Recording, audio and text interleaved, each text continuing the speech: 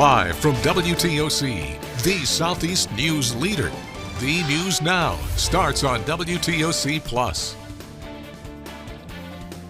I would like to thank you all for joining us this afternoon for the news on WTOC Plus. I'm digital anchor Jude Binkley.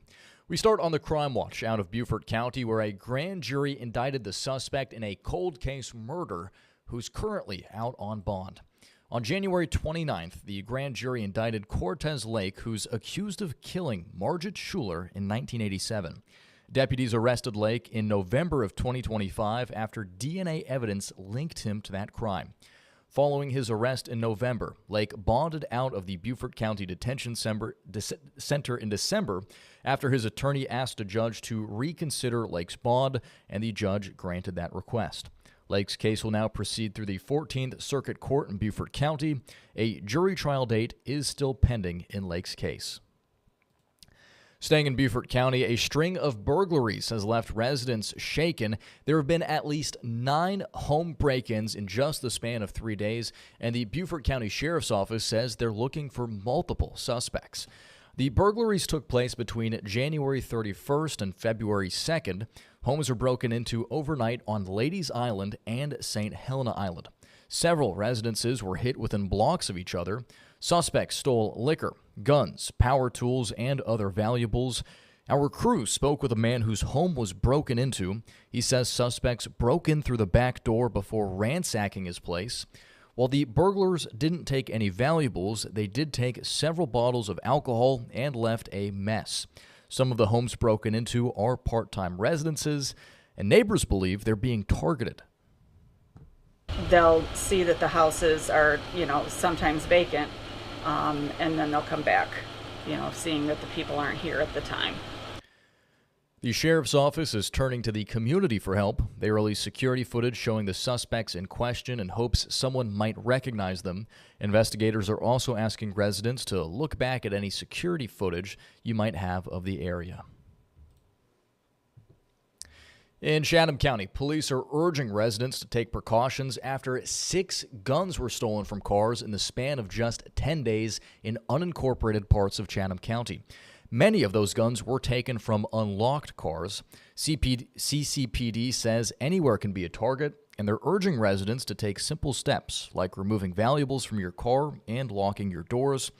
2025 saw 103 fewer auto theft incidents in that area compared to 2024. In national news, the massive search for the mother of Today's Show co-host Savannah Guthrie has now entered its 6th day. Authorities in Arizona are confirming new details about the search and the crime scene as the family makes yet another plea to her possible abductors.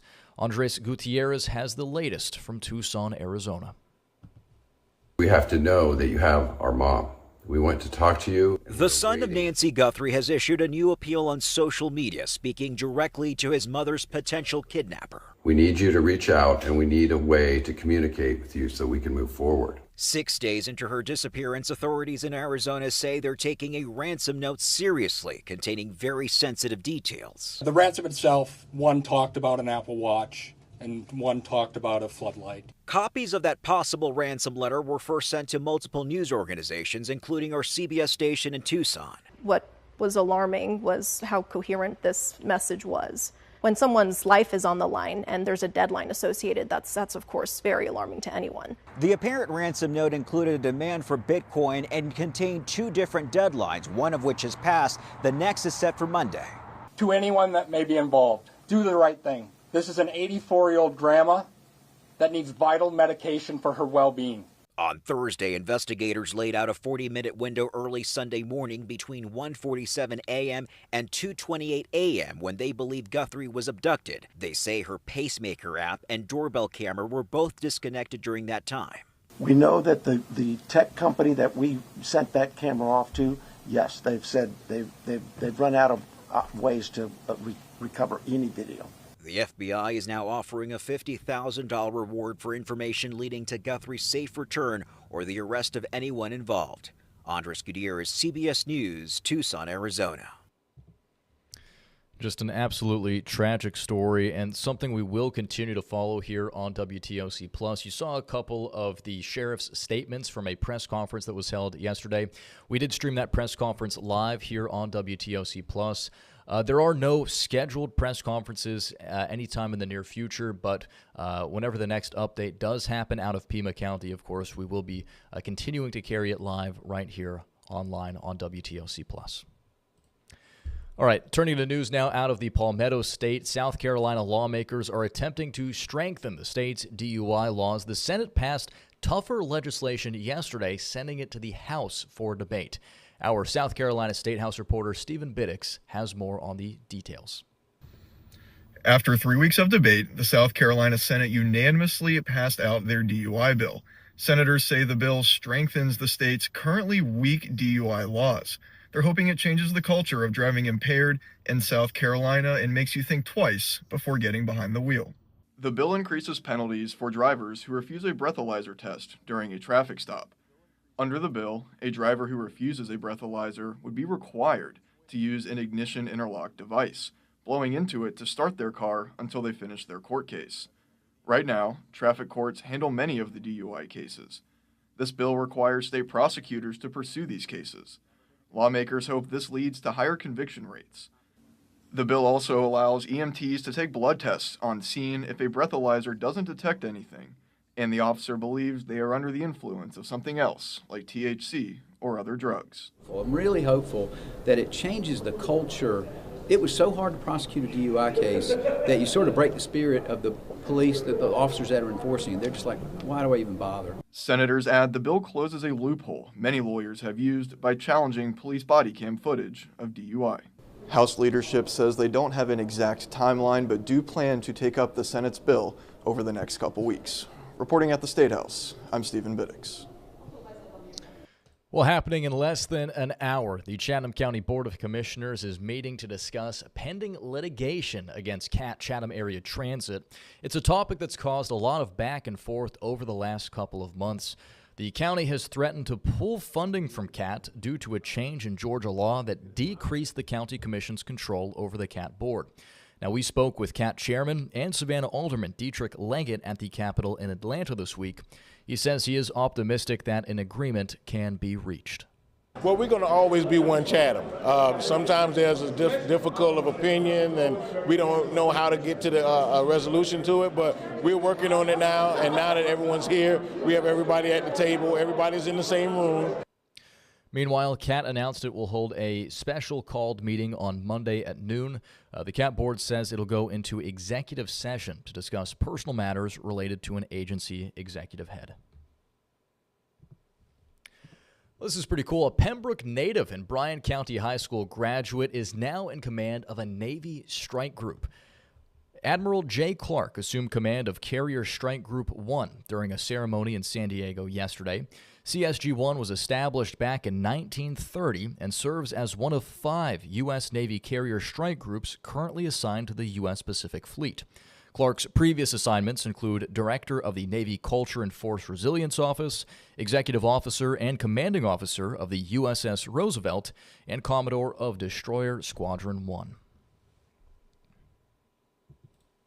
Well, during this Black History Month, we're celebrating and remembering cherished history across the state. In Atlanta, a hairstylist turned a Madam C.J. Walker beauty salon into the Madam C.J. Walker Museum. Walker was the first self-made female millionaire in America. Through her own line of hair care products, Walker improved the pressing comb to straighten black women's thicker hair. The building's also home to the first black-owned radio station in America. Music, vinyl records, and pieces of black history fill the C.J. Walker Museum. Take a look. Music, vinyl records, and pieces of black history. That's what fills the Madam C.J. Walker Museum. We are inside an original Atlanta-based Madam C.J. Walker beauty shop. I stumbled onto it years ago. It was over 30 years ago. Reese Day Forrest, an Atlanta hairstylist, says he was fortunate enough to meet one of the Walker salon stylists. Dorothy Smart is her legal name. Her neighborhood name was Mother Dot. She was the last living beautician to work in Madam C.J. Walker Beauty Shop in the 1940s. Forrest originally leased a building in 1990 to open his own salon, servicing clients that included Dexter King, the son of Dr. Martin Luther King. But it was the history inside the building that really inspired him. I was not expecting to find original beauty tools, flat iron, pressing comb, Marcel irons. And this is an original flat iron. They were called pullers in the early 1900s. How did they do hair with this? You would heat it up on the gas stove and pull it through the hair to flatten it. Can you imagine how long it would take because that surface mass is so small? Yeah, this is tiny. These were hot combs that Madam C.J. Walker's stylists used. The original pressing comb is here. It's designed for white women, and you can tell, look at the tooth pattern. See how tight they are? Oh, yeah. You couldn't use this on black women's hair. In the early 1900s, Madam C.J. Walker improved the pressing comb to straighten black women's thicker hair. What she did was widen the tooth pattern so that it could be used on black women's hair, because that tight pattern, you're not going to get it through a black woman's hair. Oh, yeah. Kiflin Badgel volunteers at and frequently visits the museum. What have you learned about Madam C.J. Walker? So much about her being a pioneer, her willingness to share her knowledge with other black females so that they're also able to be entrepreneurs. Hair history is not the only thing the museum holds. This is the Great Wall of Vinyl. The second floor of the building was home to the first black-owned radio station in America, WERD, from 1949 to 1968. Some of these vinyl records are from WRED. White radio stations wouldn't play Negro music. It was called race music. So WERD launched careers of a lot of artists that we would have taken for granted. The radio station was founded by Jesse Blankton, a black professor and bank president. The radio station actually had gospel music, blues, jazz, R&B. A lot of R&B artists were launched. Forrest preserving history and paying homage. All right, well, this St. Patrick's Day, don't leave your parking spot up to luck. N-Market's rolling out a parking and shuttle service for $35. You can park your car at N-Market Arena, hop on a shuttle, and ride straight to the designated downtown drop-off spot. And when the festivities are over, the shuttle will take you back so you can focus on partying instead of circling for a spot. The service runs from 6 a.m. to 10 p.m., giving you really all day to celebrate the St. Patrick's festivities. We should note spaces are limited, so if you want to take advantage of the service, you should get there early. And finally, you don't have to wait until next month to get in the Irish spirit. The Savannah Irish Festival returns this weekend. The annual festival returns tomorrow and Sunday at the Temple on Eisenberg Drive in Savannah. It's a lively weekend of traditional Irish music, world-class dance, storytelling, authentic cuisine, and family-friendly fun. Certainly looks like a ball. There's also a children's area, Irish marketplace, food trucks, and much more. Tickets are available online and at the door. And this is pretty cool. Children under 16 are free with a paying adult. And coming up in 15 minutes on WTOC Plus, join us live for this week's episode of Governing Georgia, where each week we're breaking down the major bills moving through the state capitol and explaining what they mean for you, your family, and your community. You can watch that live right here on WTOC Plus in 15 minutes at 2:30. It'll also be streaming live on the WTOC Facebook page as well. I've already went ahead and switched over the graphics because it's kind of a quick turnaround here on WTOC Plus, getting ready for that show. But should be exciting one this afternoon, this week. A lot impacting specifically education and even potentially sports gambling as we look ahead to the Super Bowl. So again, join us live for that coming up in 15 minutes right here on WTOC Plus. In the meantime, you can check out our website at WTOC.com for the latest. Thanks for watching, and for the next 15 minutes or so, here's Local News Live.